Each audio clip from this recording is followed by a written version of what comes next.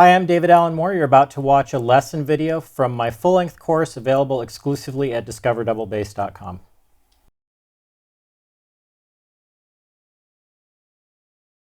A really important component of this approach is always knowing where your thumb is. So I like to describe the left-hand fingerings as always being thumb and.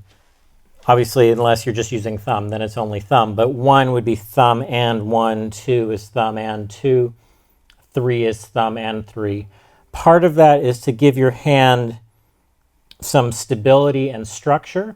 And the other part of that is that there's more brain real estate allocated to the thumb than any other finger in the hand. So it really gives you a lot of information and positional awareness about where you are on the bass.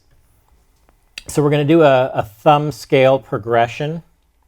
And before we get into that, I wanted to talk a little bit about positioning of where you're putting the string on your thumb. Now, when I first started playing, I focused more on the kind of bony part of the thumb there and played more in this fashion. Over time, I've developed the callus so that it's over the entire length of the side of the thumb, and my primary point of contact right now, see if I can get it to show up, is much closer to the tip of the thumb, kind of along the nail. And there are multiple reasons for that. One is that if I just look at how my hand naturally lays on the instrument, that's the position it comes to. If I bring my thumb in to accommodate that other position, I have a much less projected and anchored position. Plus, I can keep that throughout the entire range. See what happens if I do that on the upper part of the fingerboard. If I bring my thumb in, everything collapses and I can't stay on top and support my weight. That being said, this goes back to that idea that everyone is different. I've known players that have longer thumbs than I do, taller individuals, where if they try to push that contact out towards the tip of their thumb, it puts too much strain on the base of the thumb, and it's not a good idea for them. So this is just an option and something to explore. If it works for you, there are a lot of advantages to it in terms of position, as well as the ability to cross over the thumb and play thumb 1/4. So that's a really handy thing to have as well. So something to experiment with, but not necessarily the solution for everyone. One thing to keep in mind, if you do choose to move to this position in the thumb, it took me, I would say, a good solid 2 months of misery. It's very uncomfortable, and it does take a while. The first time I did it, I didn't realize that that was the time frame that it would take, and so I gave up after a week or two because it was just very uncomfortable. But then I was talking to Rex Serrani, who's the principal in the Metropolitan Opera Orchestra, years ago, and he said that, yeah, it took him about 2 solid months to get comfortable with that position on the thumb. So I decided to dedicate myself to getting that position functional.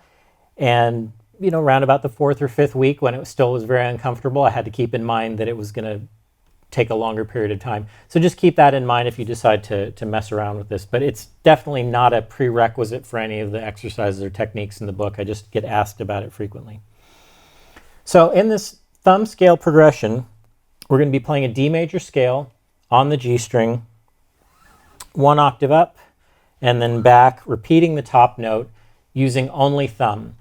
So this is as much a physical exercise as it is an aural exercise. You have to really visualize the pitches and make sure that you're hearing the notes that you want, because it's really important that it be said that any of the exercises or techniques that we're going to be doing in this course are going to facilitate your ability to play in tune and to create musical fingerings, but they're not going to make you play in tune. If you're not ear directed, if you're trying to just use the hand to somehow make you play in tune, you're going to come up short. So make sure that you're always ear directed and that this consistency that we're building in the left hand is there to facilitate accessing that ear. So this is just a 1 octave scale, all thumb, starting with the D.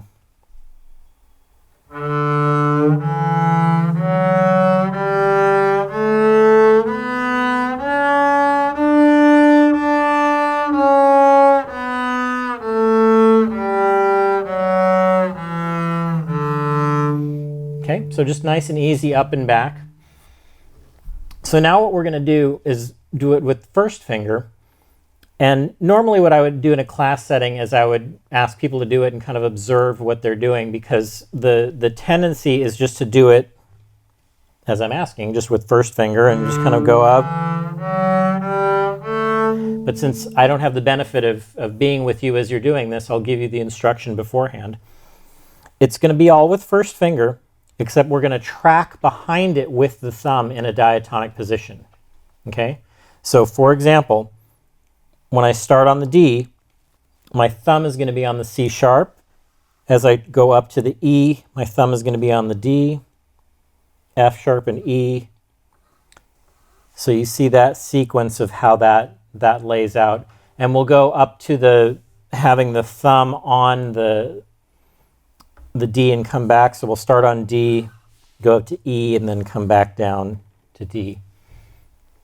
I'm trying to really build that internal awareness of how big those intervals are.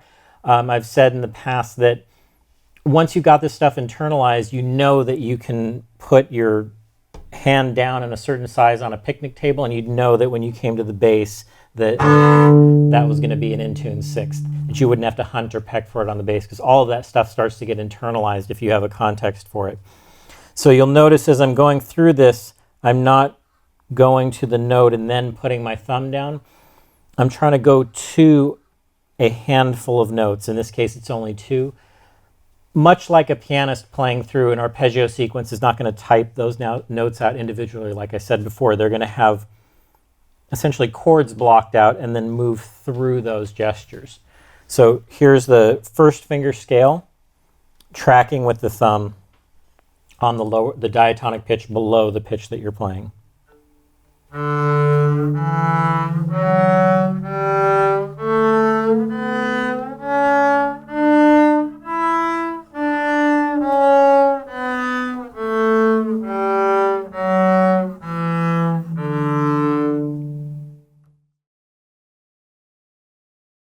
If you've enjoyed this video, the full-length course is available exclusively at discoverdoublebass.com.